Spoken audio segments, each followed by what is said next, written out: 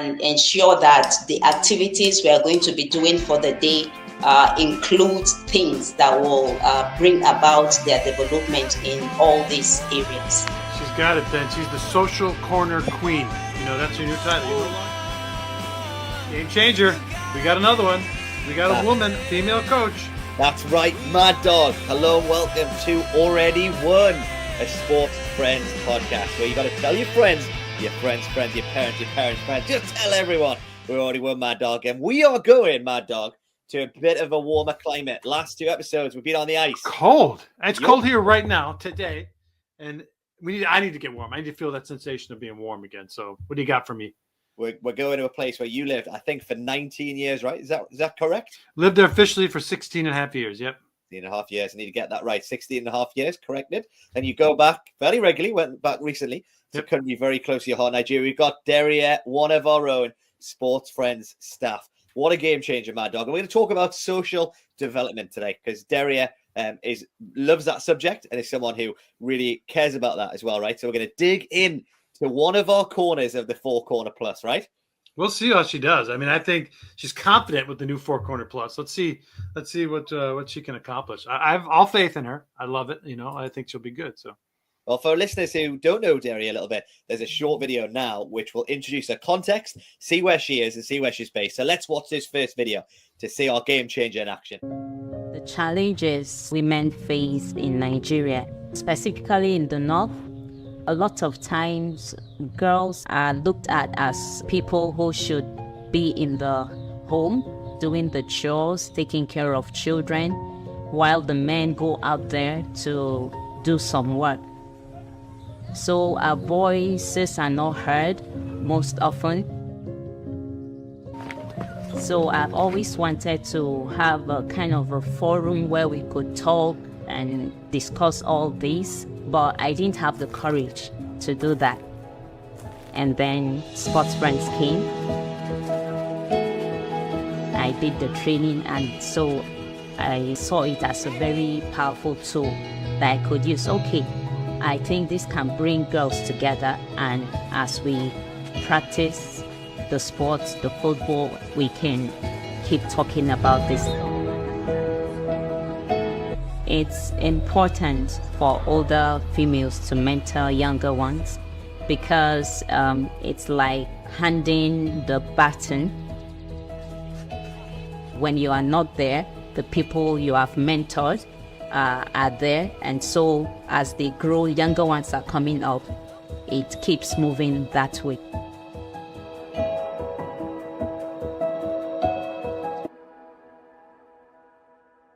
Good stuff, Ben. Good stuff. There she goes. There she is, Dairya. It's great to see some of her disciples, those who she's mentored and invested in underneath as well in that video as well. So great to have different people watching online as well. If you're watching in the chat, tell us where you're watching from. Tell us which country you are watching from right now. Stick it in the chat, people. Great to see people from all over different places watching the Already Won podcast. Who do we have coming in? She's here. She's ready to join us. We've got a real game changer, Mad Dog, someone who's changing the game in Nigeria. We have, please welcome Dairya Okwoche. Dairya, welcome to Already Won.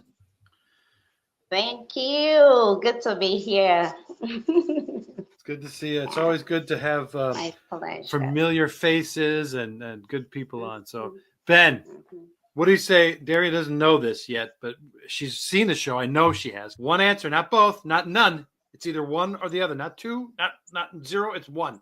All right, first one. Would you call it football or soccer? Football. Oh, Ben. Good thing I'm not asking about coffee or tea. Soda or minerals? Would you call it soda or minerals? Minerals. Wow. Ben, in case you didn't know, if you order a Coke here, it's not a soda called Coke. It's a mineral called Coke. Well, the next one. Pen and Percy Paul or Jeremiah Gang? Pen and Percy Paul. Whoa, she's going old school, Ben. She's going old school. She's going back to the 80s and 90s. All right, jollof rice or pounded yam and egusi? Jollof rice. Oh, she's sticking to a solid meal there. And then the last one. Would you prefer to have on your team Osimhen or Iwobi? Osimhen. Ooh, how'd you do, Ben? How'd you do? It's complete honesty. I love it. I enjoyed it a lot. I was going to ask WizKid or Burner Boy. Who would you say? That one should probably say neither. Oh, neither. Yeah, that's why Carl didn't ask. There you go. Well, we're going to talk about real game changers, people who are changing the game for good. So, with that in mind, Dairya, this season is called Game Changers. Can you tell us why God is the ultimate game changer, and when did He change your life? Permit me to liken it to a game situation where two opposing teams are playing, and let's say one team is struggling, really struggling. And then in soccer, for example, they bring on a sub, and then the whole game changes. Now it changes because of that one sub that came on. You'll see a team that was once struggling and now rejuvenated. They are doing well and all that. And it's because of this person that came on. They call them super subs in football. And so I would love to liken God being the ultimate game changer for me to this kind of situation. He steps into someone's life, and you'll see a total transformation. You'll see a person who was once hopeless, let's say without purpose or focus, but then now because of their encounter with God, the relationship they're having, you see them now living more purposefully. Now it's not just their spirituality that changes, but then you'll see the transformation in every other aspect of their lives. It could be academics, it could be business, it could be just anything they are about that now is transformed for the better. And there could never be a better game changer than him. God changing my life. I would say growing up, I've always been a home girl. I've always been a church girl. I grew up to know my parents as Christians. They go to church. They will take my siblings and I to church. We attend activities in the church. We go to Sunday school. Like mom would wake us up early Sunday morning, gets us set for Sunday school, and dad will take us, and all that. And it has been like that all through. But then in the year 1999, I made a conscious decision to accept Lord, to profess Jesus as my Lord and Savior. And that was when I got baptized, because I've always heard and I learned that I need to take responsibility. And even though I'm born in a Christian home, it doesn't automatically make me a Christian. I need to profess this. And so I took that responsibility in 2009, and then I got baptized.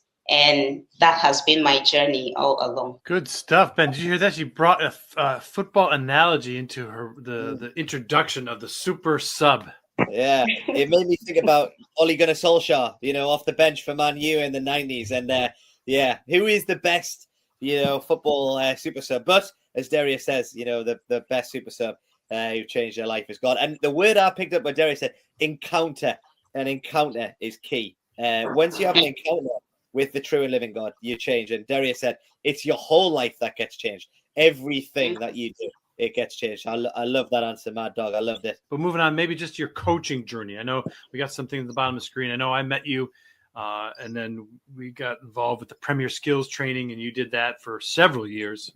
She's British trained, Ben. I think you know that. But so tell us about your coaching journey. When did you make the move from being like a player, an athlete, to trying to focus more on coaching? And then maybe speak on these sort of the things, these trainings that you've gone through, the Premier Skills, the Sports Leadership School, and all that stuff. Coaching, my first ever attempt at coaching started with Sports Friends. After attending the Sports Friends basic training in 2009, I got to understand I could be a coach.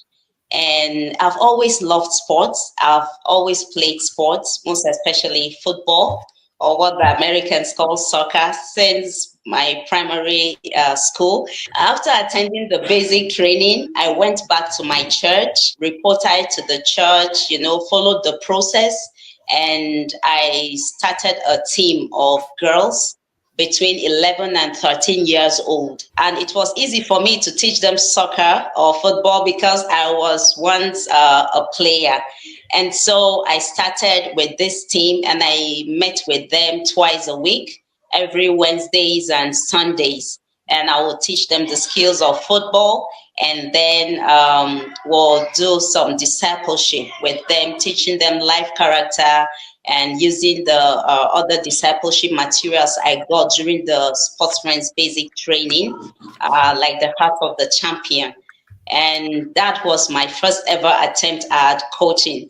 Now it was easy for me to transfer the skills I learned as a player now to being a coach. And then moving on in 2012, I met Premier Skills.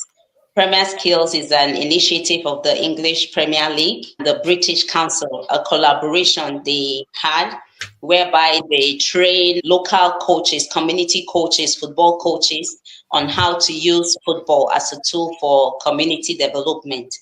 And so now I came out as a level 1 coach educator where I'm able to go back to my community and train other coaches on how they could use football as a tool for community development, either in the aspects of education or health or gender inequality. Now, the whole idea is having a team and then using football skills in order to bring about transformation in their lives and in the community.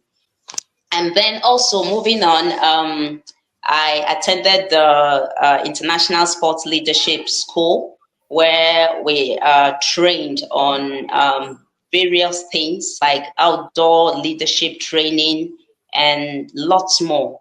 Now, the ultimate training camp, again, I went through with Athletes in Action, teaching a lot of endurance and many other leadership skills too. That has been my journey all along. And then I've been attending coaches training here and there with sports friends to keep updating my knowledge of the game.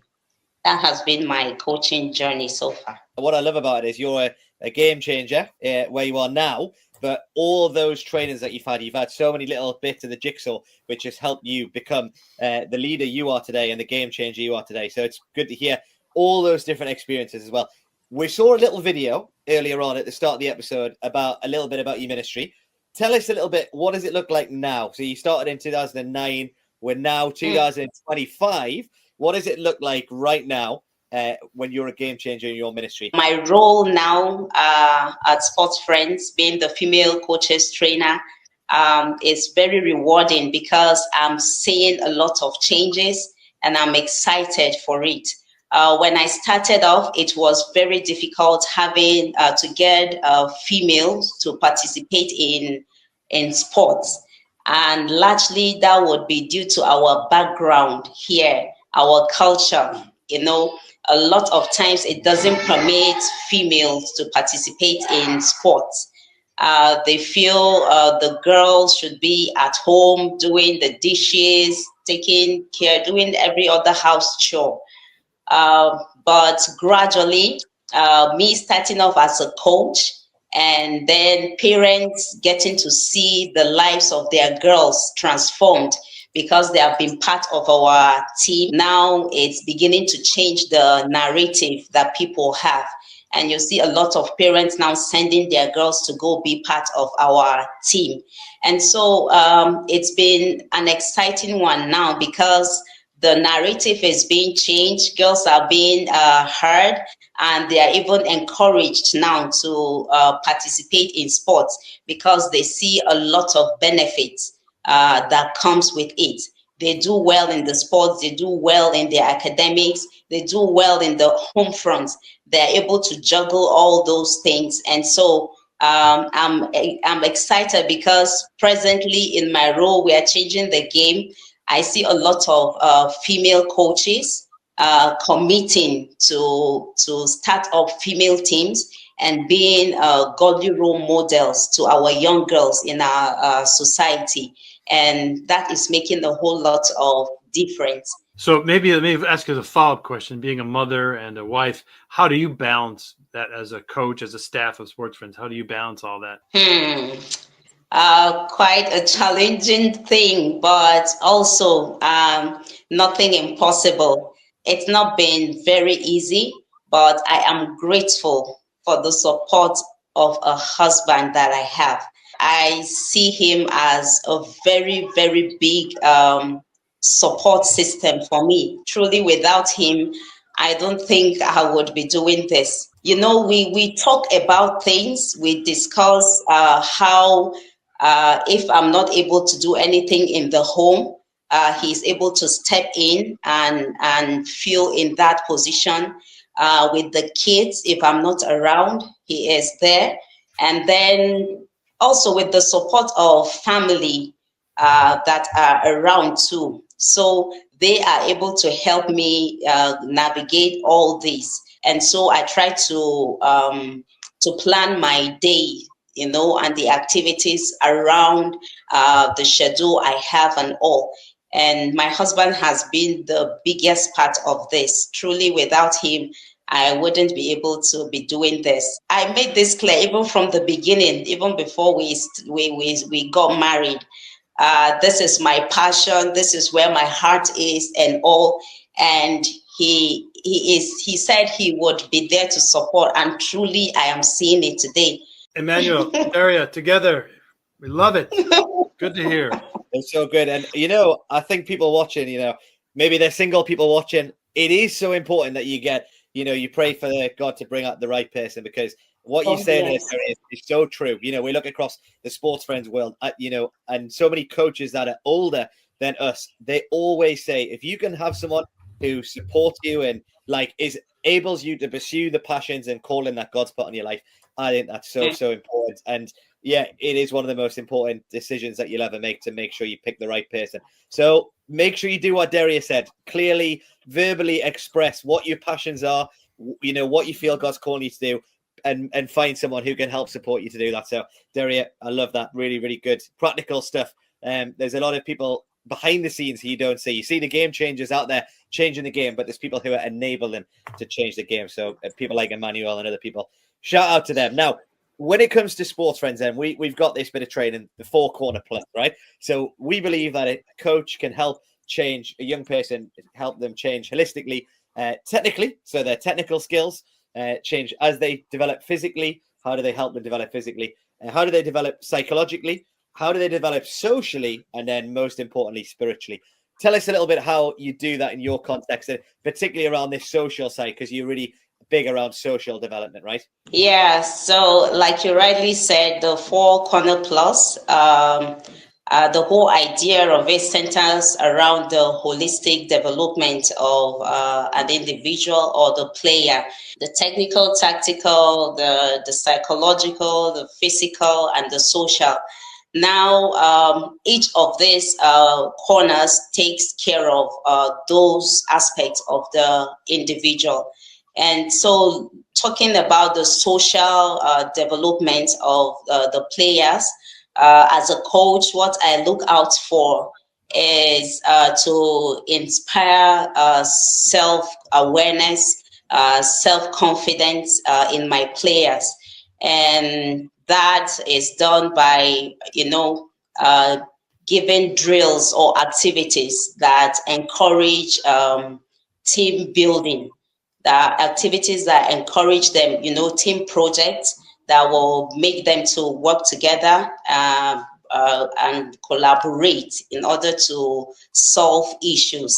And then creating an environment where where players rather feel comfortable to speak up, to be able to express their concerns and their thoughts without being looked down upon.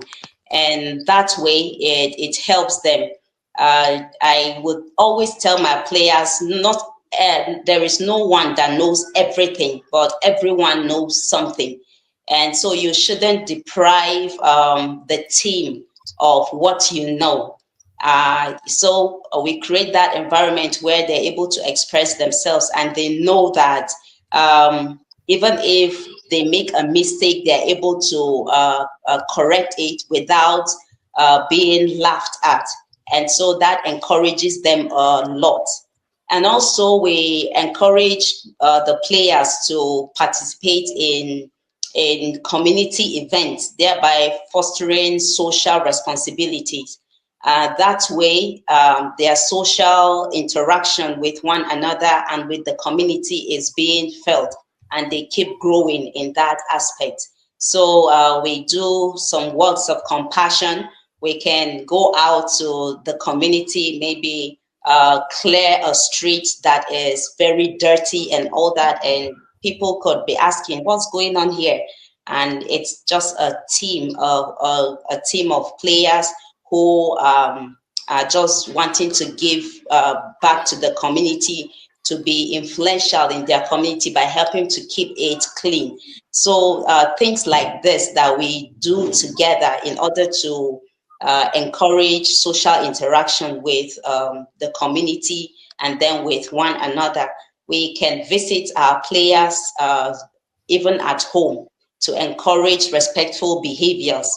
Parents will be wondering, who is this coming to check my child and all that? That is fostering sense of belonging and social responsibility, to let them know it's not just about being on the field, but we're also interested in how they are doing back home and in other aspects of their lives. So when planning for a session, I take note of all these aspects and ensure that the activities we are going to be doing for the day include things that will bring about their development in all these areas. She's got it, Ben. She's the social corner queen. That's your new title. You're no longer the female sports trainer. You're now the Sports Friends International Social Corner Queen. I think she got it. I'll tell you what, though, that quote, Carl, I loved it. Nobody knows everything, but everybody knows something. Dairya, put that on a T-shirt. Enjoyed that. So, Dairya, the whole thing of training coaches to reach players and communities socially is a difficult one, especially in Nigeria, because of the spiritual context of the Boko Haram and ISWAP and the Fulani militants. How can you encourage things in that sort of environment, both spiritually and socially? Like in that, it's a barrier, because sometimes you can't go to certain locations, or you're trying to encourage someone who's unable to really see that's a need. How do you do that? How do you encourage coaches? Yeah, so a lot of times what I would encourage is you going out there and being yourself with all the crisis, religious crisis going around and all. We don't go shouting, hey, we're a Christian team, or we're here to preach to you, or all that. But we go under the platform of playing sports and just living our lives. Now, the reflection of the kind of life we live is what is sin. So we don't have to carry the Bible, or we don't have to mount speakers and shout, we're preaching. It's either you accept Jesus or you're doomed and all that. No, now our lives speak for us. We go out there, we do things differently, and they are even asking, we have other teams around us that the coaches will yell at their players, rain insults on them and all. But with our teams, it's different. Should the players feel loved and all? And so people will be looking outside and wondering, why are you different? And from this kind of simple questions, it leads to serious conversations. And even though some of them might not even come out outrightly, but we are sure that the life we are living, the things they see us do is speaking in their hearts, and it's making them to ask questions and to get the right answers as to their faith and all that.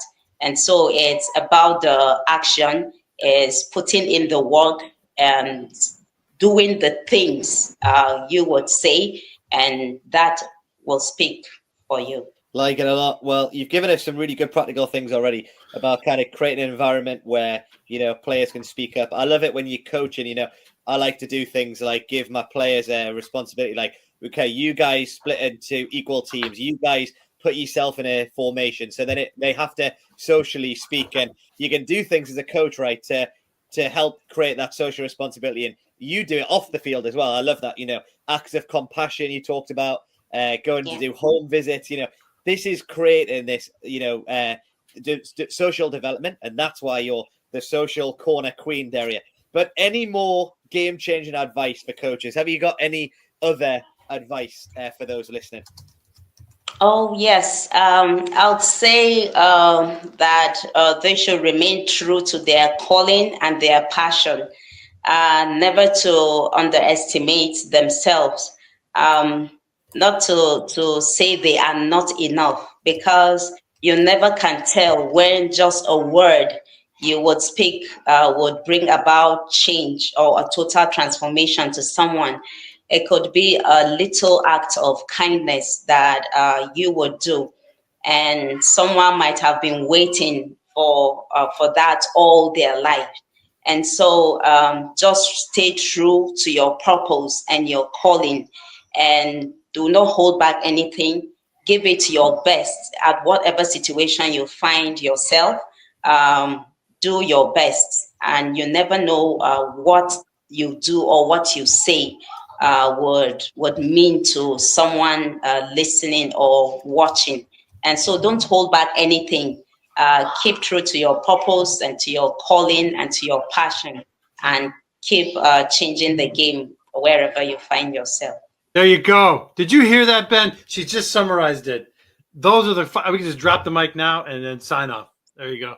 I think stick to your game-changing calling. I think that's what I heard, Dairya. I loved it. I loved it. And I love something you said earlier, Dairya. You said keep growing.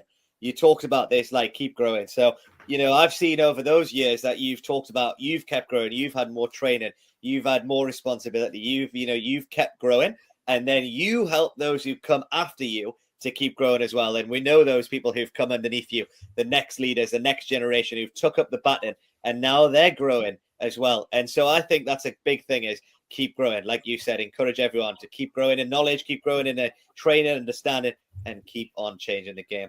Dairya, social corner queen, thank you so much. Good. Thanks for joining us today. We look forward to seeing more development and growth, especially in the female section in Nigeria. Amen and amen. There you go. Four Corner Plus. It's a social corner queen. Dairya. Social corner queen. That was fantastic. One of our own. She's one of our own. Sports friends, Dairya. So good. There were so many good things, right? I was writing down some great stuff. I think. Oh, yeah, you're busy. Yeah, I was just struck by there's someone who's really lived this out. Who develops the self-awareness, the self-confidence of the players, and how does she do that? Through team building. She talks about community events, getting her players to feel some sort of social responsibility, blessing the community around it. And that fosters this sense of belonging. And here's a coach, you want to show parents that you genuinely care. Go around to their house, go and visit them. She talked about home visits, right? To go around and go in and see what's going on. How do children, how are they treating their parents? How are they doing that? And I tell you what, that is going above and beyond, right, Mad Dog, to make sure, to see their players develop socially, right? Completely. I mean, it is. I mean, they do, like she was mentioned, they do projects in the community. I mean, this is a country, Nigeria, where there's been there's poverty, there's been chaos with the tensions between religions. So there's plenty of ways to give back to your community, or at least to show the kids that it's not too much to be fearful of your neighbors, and try to reach out and love them, show them who Christ is. Yeah, for sure. And this made me think, like, that makes it more than a team, right?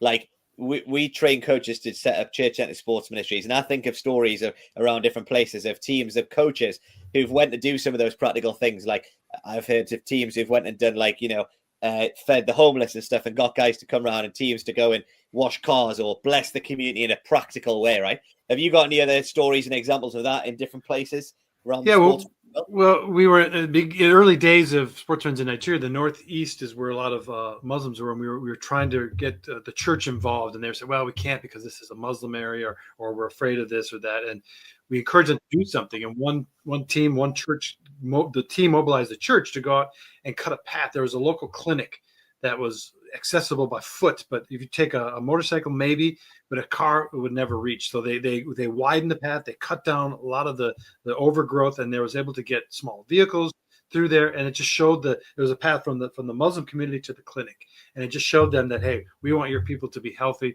We care about you to get there fast and to get there in time and whatever. So this small little thing of cutting down trees and branches and stuff and widening the path showed a lot to the community, and they were able to reach out and have a good relationship with them.